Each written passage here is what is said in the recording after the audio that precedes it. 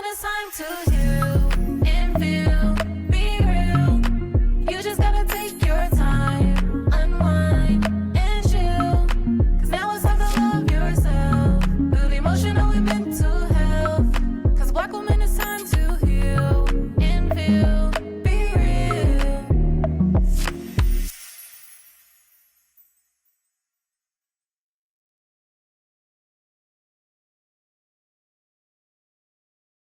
Welcome to Black Women Healing, where we heal on the daily. Thank you all so much for joining us today. We have some new segments in place. These are our concrete segments. So we thank you all for staying tuned as we kind of figured out our style for this next year.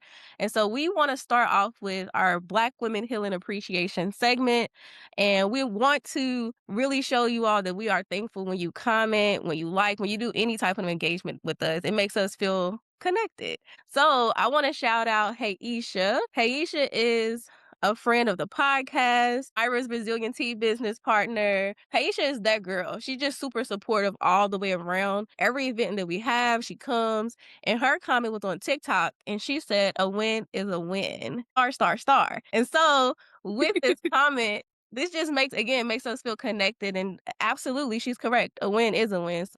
This is your reminder to go ahead and comment, like, subscribe on all of our things, and we appreciate you all. Yes, and I have to shout out my business partner. We've been doing this for 8 years. We're almost in our 9th year of doing Resilient Tea. Resilient Tea IE is coming up, so I just have to shout her out. We had an amazing event. And I want to go ahead and jump in and introduce our guest. So Ashley is someone that I have been following since I was an undergrad, gone through grad school, became a licensed therapist, because she used to travel and introduce people to therapy and mental health conversations as a whole. She has expanded beyond that. And so we had to have her on the podcast today, as she is an author, she is a founder, she is a therapist, she is a speaker. She does a lot of things. So I'm going to let her introduce herself even further. Thank you so much. Always an honor to be just in community with you. And I appreciate all the work that I've been watching you do from the time that you've known me since I've been doing those travel tours. Honestly, you said it all. I'm a therapist. I'm the founder of the Therapy Fund Foundation, which is an organization dedicated toward eliminating barriers to healing for Black community members who have been historically excluded for care. I'm really a social justice advocate, lover of life, avid traveler, been to over 60 countries, a person who just loves to laugh. I'm always watching comedy shows. But yeah, you really captured the essence of my work, but beyond my labor, the humanity of who I am is really just a person who wants to experience joy and wants to see my community well. Yes. You gotta tell us, just what is your top 2 favorite countries? Before we even jump in, what's the top 2 favorite? Top two. Fiji for sure. Mhm. And I really, really love Roatan. Me and my husband, when we went, we were ready to leave. It's a small island off the coast of Honduras, and it just felt like home. And it was the first time I had heard of the Garifuna people. Now I see them everywhere, but I had never actually heard of them. And it's a group of Africans that migrated to Punta Gorda in Honduras as free folks. When we talk about I was going to say American chattel slavery, but when we talk about slavery really across the globe, it's that Africans, were forced to leave their home. But this is a group of African people who left Africa freely, built their community, preserved their language, their dance, their food. They're very, very dark-skinned people, and they're revered in Honduras, and people really want to be them. So coming from America as a darker-skinned person, where we're talked about and, colorism, we're always treated the worst. Over there, people want to be the darker people. And Wow. I was a lot darker than I am right now when I was visiting. And so people kind of assume if you're that darker skin complexion, that you're one of them. And then the people who are dark, who aren't that, they kind of say it with a sadness, like, no, I'm not Garfuda. But they really like praise the dark skin over there and preserve this community. So that's one of my favorite places that I've been. Wow, that's amazing. Thank you for sharing that. Now I'm like, I need to do my research. Wow, Girl, that's y'all amazing. done Googled it. If y'all listening, y'all probably Googling it too. So I was like, "Wait, where?"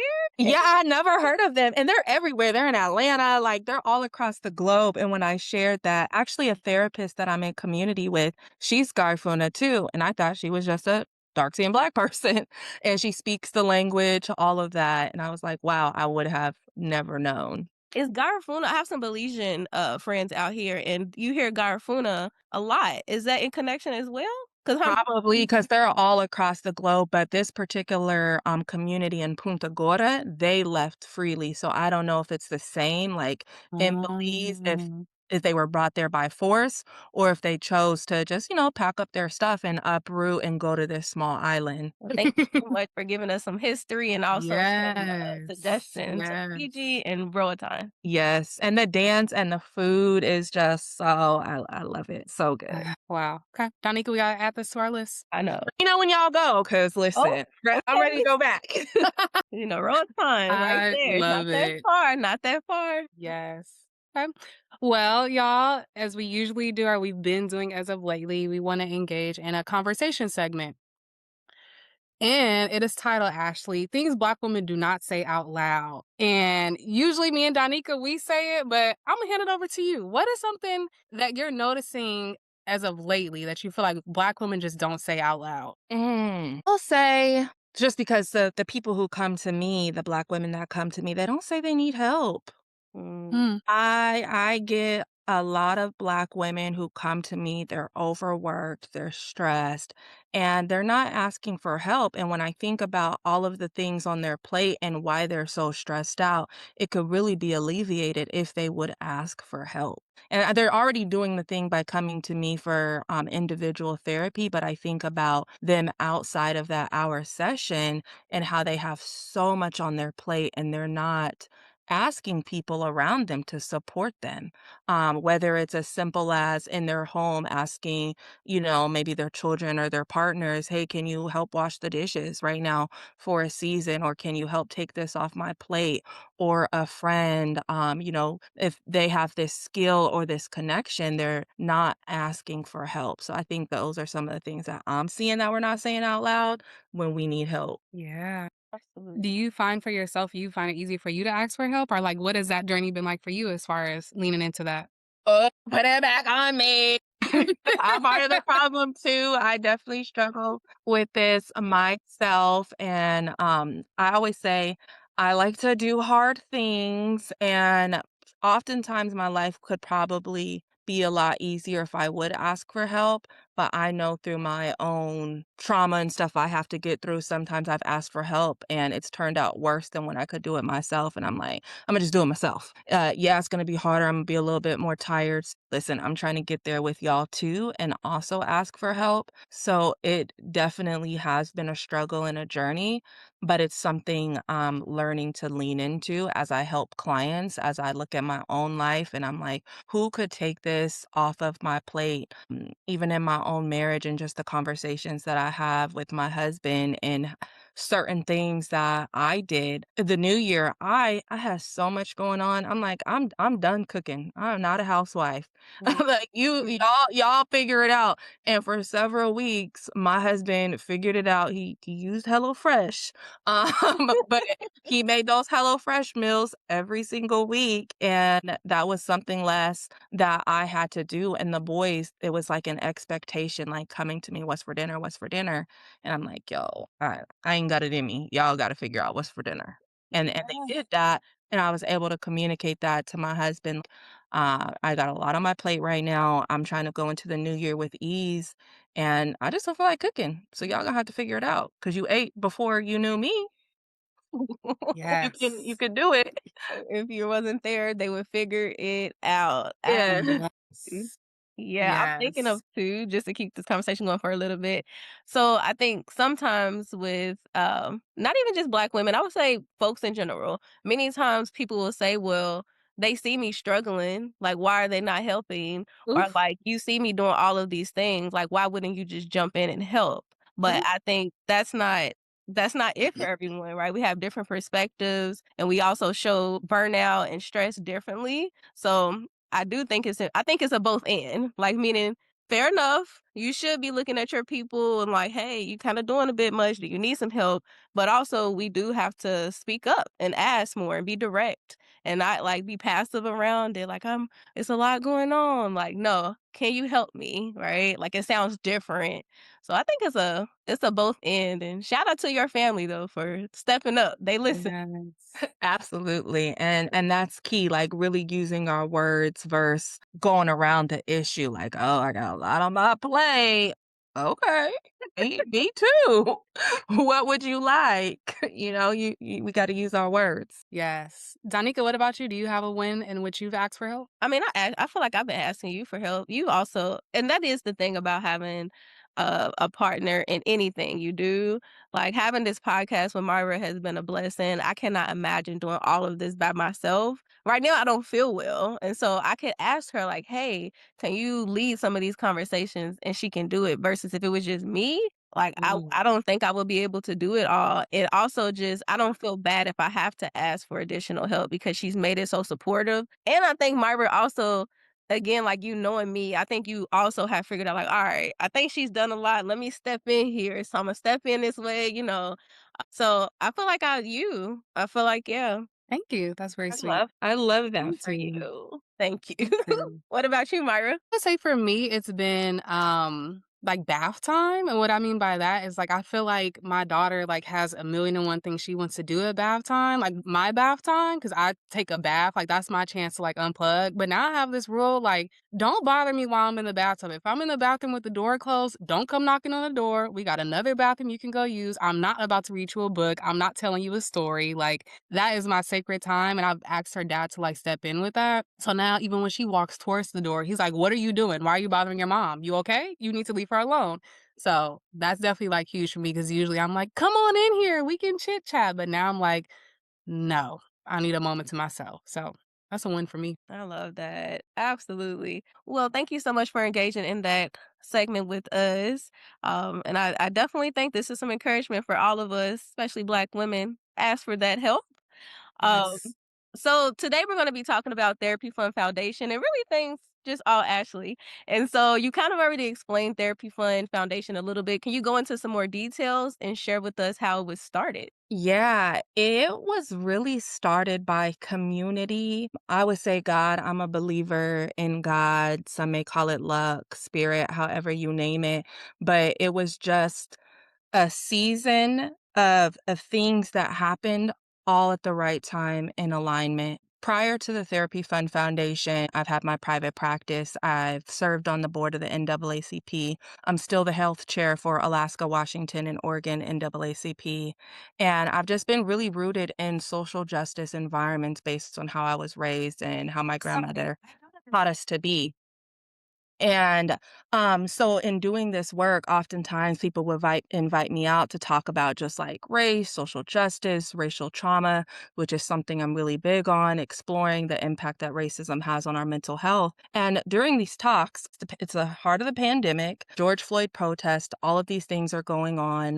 Breonna Taylor, I think Breonna Taylor may have happened at that time. It was around May 2020. So I can't remember exactly when that happened, but for sure George Floyd. And people kept asking, what can we do to help Black people during this time? And I'm like, well, you could pay for them to get free therapy because a lot of Black people who come to me, mind you, my rates were already extremely low, especially for a clinician of my caliber, not to be egotistical or anything like that, but based on my education, all the work that I have done, the labor that I've put in, my rates were very, very low. And pro bono. So I would offer free sessions and do all of these things so that I could serve people who look like me. And I was not alone in that. There were other clinicians who were trying to serve Black community members, and they would, offer $30 sessions, free sessions. We still have our overhead, administrative costs, student loan debt, all of the things that we need in order to thrive as well as business owners and as human beings. And so one of the times I said what I always said, pay for Black people to get free therapy. This guy sent me $10,000 and was like, use this for your Black clients during this time. So I posted it on LinkedIn, shared about it. People were commenting like, I would love to help. I would love to help too. So I made a GoFundMe. The GoFundMe made about $100,000 in less than 24 hours. And I'm like, okay, this is more than I need for the amount of clients that I'm serving at this time. So then I also opened it up for other therapists. I'm like, hey, I've got all this money. If you are providing care to Black people, I would love to pass this on so that they can get free sessions during this time. Then the Seattle Storm reached out and they were like, we would love to give you $30,000 and honor you as a community champion. We typically only support nonprofits. So we're trying to figure out, how can we give this to you because you're not an actual nonprofit. During that time, I was also working for a nonprofit, Providence Hospice of Seattle, doing hospice therapy. And I again went to social media, I'm like, hey, they want to be a nonprofit. And I kid you not, like 30 people DM'd me offering to fiscally sponsor me. And I shared earlier, I do hard things. I'm like, why does everybody want to fiscally sponsor me? What is this nonprofit thing? I work for one. Let me figure it out. I could do it myself. So that was May 2020, became an official nonprofit August 2020. So it was really community wanting to support, wanting to give. And then when I learned what it meant to actually start a nonprofit, have a board, bylaws, articles of incorporation, developing your mission, I'm like, I want to eliminate barriers to healing. That's the mission. So every barrier that there is when you could think of coming into play that impacts the wellness of Black folks and other people who've been historically excluded, we tackle that, whether it's the cost of education, peer support services, therapy, community circles, anger management, tackling gun violence, all of the different things that impact our well-being is what we do at the Therapy Fund. And that was kind of the long, short story of how it started from that $10,000 donation to the GoFundMe to Seattle Storm wanting to support us. And then here we are today, 5 years later. That is amazing. Wow. I remember seeing all this happening because I have you on like every platform, Facebook, LinkedIn. And it was crazy because I was keeping up with it, like all these things going on. And I was like, when is she gonna bring this to California? But it's a reminder that you were placed where you were meant to be. And so just seeing it grow, but like hearing the story now, I'm like, this is like, it gave me chills just hearing about it. Cause again, just watching, I was like, oh my gosh, this is happening so fast in real time. Every time I'm refreshing, it was something new happening. It was so fast, and at that time, I was living in Washington. I split my time between Seattle and San Diego, currently so initially, I started at Washington because, of course, the Seattle Storm, they sponsored us a lot of Seattle-based organizations. The Seattle Foundation, I was working with Amazon, but their Black Employee Network, which was based in Seattle at the time, and then in 2021, got married, moved to San Diego, and we started a pilot program of the Therapy Fund in San Diego. And the plan is really to expand it across the nation, but that takes funding. And so a lot of our major funding sources happen to be in Washington. One, because that's where I'm born and raised. I've been in the community, but as we do like more advocacy, we've been reaching out to people across the nation to be able to support. And what we've been able to do currently is provide therapy services to the 300,000 plus Black women who worked for the federal government that were laid off as a result of the Trump administration and the removal of diversity, equity, and inclusion. And so we have a specific fund for that for people all across the nation if you were a Black woman who lost your job during this time. Wow. Can you tell us a little bit more? Because when I think about Black women and access to funding, it almost sounds as though it was like luck for you. But I'm curious, as you've gone through this journey, what has it been like as far as further accessing funding and resources? Yeah, and it has been. That's why I started off and I said some will call it luck, I'll call it God. Hmm. That's what I like to name it as. But I look at other people who started nonprofits, especially those who started when I started in 2020. Some have far exceeded us, and some haven't, and some are where we are. I try not to get into that whole comparison thing, but what I do like to look at is the numbers with Black philanthropy. And what I've noticed in doing this work is that all of the work, all of the labor comes to Black-led organizations, and only 1% of philanthropic dollars actually come to us. And so it's been really interesting. I'm a great writer. I've written a book before. My second book is coming out.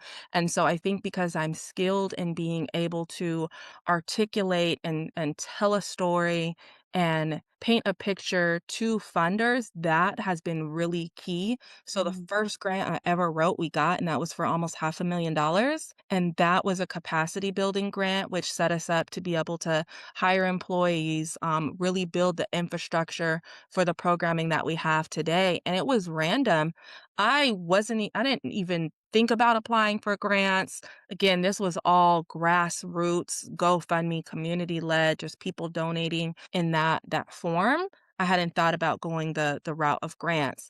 And someone was like, "Hey, this look, they're trying to support people who are, doing wellness activities."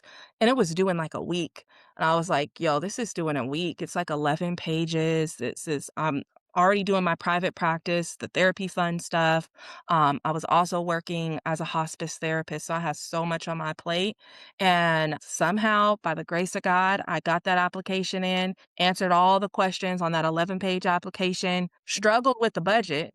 There was questions on that budget. I'm like, what is, I think it was FICA, healthcare. I'm like, I don't even know how much would this cost. Right. I was like, "Can you send me a sample?" And they said, "No." So Ooh. it's really what I've learned are these grants are set up in a way for Black communities to fail, to Mhm. not, because how do we know the structure, the numbers to put in that?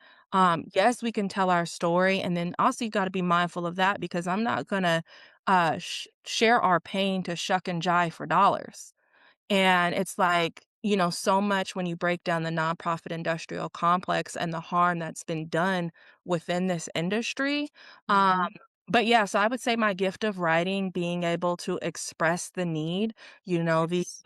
we have a history of systemic oppression, American chattel slavery, no healing, no support when we watched our brothers and sisters be lynched, separated. Talk about mass incarceration, Jim Crow, welfare laws that prevented men from being in the home, the separation of family, all of the things that we are still dealing with as a people. And we've never been able to have any collective group therapy. And when we did, what were they doing? They were doing lobotomies. They were institutionalizing us. I think about Louise Little, Malcolm X's mother, who spoke out about discrimination and they said she was hallucinating. So they put her in a mental institute for 25 years of her life and she birthed Malcolm X.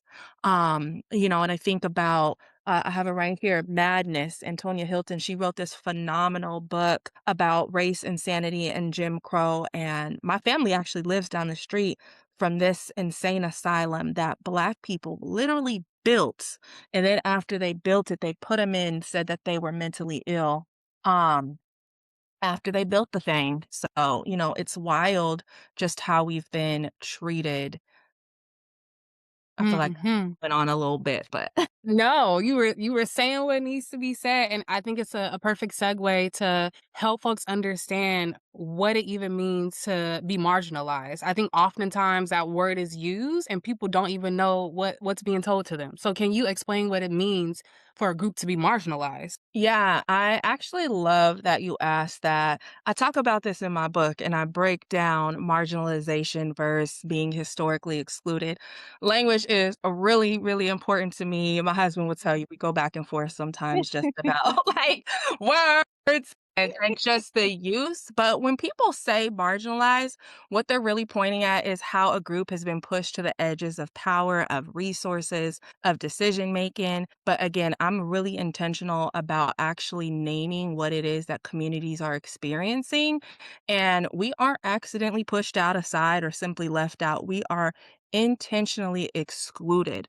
And to me, and not even just to me, the reality of it is marginalization can sound passive, like something that just happened over time. Uh-huh. Whereas historical exclusion names the truth, the systems that were designed with literal, clear boundaries around who was actually allowed to have safety, to have wealth, to have education, healthcare, voice. When you look at all of this and see who's had access and who's been left out by the margins, who's literally been locked out by the center of design. So we have to call it what it is, which isn't marginalization, it's historical exclusion. Look, yeah, no, I like I think Speechless. yeah, no, because 'cause I'm thinking about I also agree. I think it's important to define language that we're using, and so I love that you this is also a push to get the book, that, you break it down even more, and I agree. I think in using some of the words like ignored, minimized, and silenced, um I think those words speak in power too of what marginalized actually has meant for us. So yeah, thank you for breaking that down. Um, and so in thinking of this, you do a lot of different work. You're doing this community work, your private practice, foundation, author.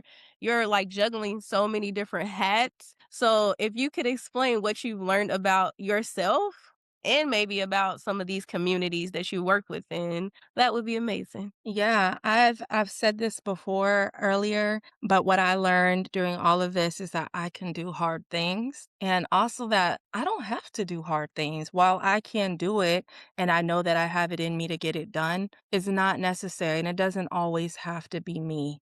And what have I learned from other communities through this? I've learned a lot, especially how Black-led organizations are put under a microcosm. You see a lot of times in communities, I think about like the Black Lives Matter movement, everybody's investigating them and looking at them in ways that we do not look at white-led organizations Hmm. and hold everybody accountable. I'm not saying that just because we're Black, we shouldn't be looked at. That's why I make sure we do everything on the up and up at the Therapy Fund Foundation. You can find all our financial reports, how we're spending, all of that. So yes, that's important, but there's a clear difference of who is targeted, especially when money is coming into the hands of Black communities. And mind you, I already said only 1% of dollars come to Black organizations. So you're shining a flashlight on the 1% of organizations who are already struggling, trying to figure out these very difficult systems. What have these communities taught me? They taught me that you have to have a 200-word haiku to explain the pain that was put on your community by systems beyond our control and where other people with privilege are benefiting from what has harmed us. I've learned that some communities will pain and hardship will be labeled a public health crisis. Look at the opioid crisis, fentanyl crisis, whereas other people, let's look at the crack epidemic, was labeled as criminalization. Let's lock people up, let's take their children. So just imagine how our families would fare during the crack epidemic if we received the same resources, same level of support, and if the crack epidemic was labeled an actual public health crisis, not even to mention that it was literally placed in our communities by the CIA. But that's a whole nother conversation, which I do actually talk about in my book, in a chapter I have called Cracks in the Foundation. And I also talk about liquor stores on every corner and Mm. looking at alcoholism in Black and brown communities and how, you'll see Colt 45 advertised for $1 on every corner, labeled as a quick ease or calm to our problems. When what does it do? It makes us more angry, aggressive, leads to incarceration, impacts our ability to function. What would our life look like if there was a clinic, a community resource on Ooh. every corner as opposed to a liquor store? Wow. So, I hope y'all listen to all that because I think it's I a said a great lot. segue. No, you said I what didn't talk too needed to be much. said. This is the good stuff. This is the good stuff. This is the good stuff because I think about your last book, I Tried to Travel Away. Is that what it's called again? Yeah. Okay. I think about that bit being like, okay, this is Imma ease you into me, who I am. And then this book, which is coming out March 31st, 2026, The Cost of Healing in Silence, Navigating Racial Trauma and the Call for Culturally Responsive Care, is diving full in. Having conversations that need to be had. Y'all need to go wherever you purchase your books and get it. Look, for me personally, I'm gonna go to my local Black bookstore and make sure that they order some copies and they have copies there. I suggest y'all do the same thing instead of going to Amazon or Barnes& and Nobles that support our Black-owned bookstores.